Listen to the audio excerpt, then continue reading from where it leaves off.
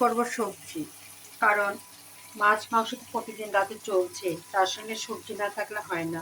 আর সেহরি হওয়াতে আরও বেশি সমস্যা হয়ে গেছে, বাচ্চারা এক জিনিস বারবার খাচ্ছে না, নতুনত্ব খুঁজতে হচ্ছে। এই জন্য এখন চিন্তা করলাম বেসনওয়ালা সিম, সবগুলোই দেখুন খুব বিচি, তার সঙ্গে দিয়েছি মটরশুঁটি আর ফুলকপি, গাজর, আর দিব আলু। আলুটা আমার আগে সিদ্ধ করা হয়েছিল কালকে, কিন্তু আমি ভাজি কালকে করার দরকার হয়নি বিধায় আমি হালকা হলুদ দিয়ে সিদ্ধ করে রেখেছিলাম এই আলুটা। এই জন্য এই আলুটাই এখন আমি এই সবজির মধ্যে দিব। আর ফুলকপিটা ঠিকই আছে, গাজর দেখুন কাটছি আমি, আর তার সঙ্গে আমার পিসিয়ালা ছিম, আর তার সঙ্গে আমার মটরশুঁটি। কারণ এই সবজি তো মানুষ প্রত্যেকেরই লাগে, শুধু মাছ মাংস দিয়ে ভাত খাওয়া যায় না। তারপরে এখন আবার রোজা সাথে সেহরির টাইমে সেহরির সময় সবাই এত কম খাচ্ছে যে নতুনত্ব খুঁজতে হচ্ছে। আর আমার এই জন্য আমি তো চিন্তা করলাম একটু সবজিটা সুন্দর করে রান্না করি।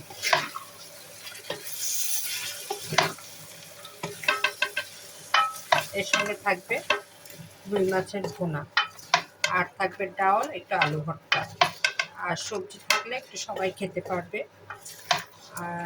আর এই সবজি একবেলা যেতে হবে। এই রাতে সবাই ইফতারি খাওয়াতে আর কেউ ভাত খায় না, ওই রাতে আমার শুধু রান্না করতে হয়। আমি রাতের বেলায় গরম ভাত রান্না করি আর মাছটা রান্না করি, সবজিটা আমি একটু বিকালেই করে রাখতেছি, তা নাহলে নামাজেটা আমাদের সব কিছুতে ঝামেলা হয়ে যায়। কিন্তু বিকালে একটু কাজ গুছিয়ে রাখতেছি। এই সবজির সঙ্গে আমি শুধু রান্না করে রাখবো,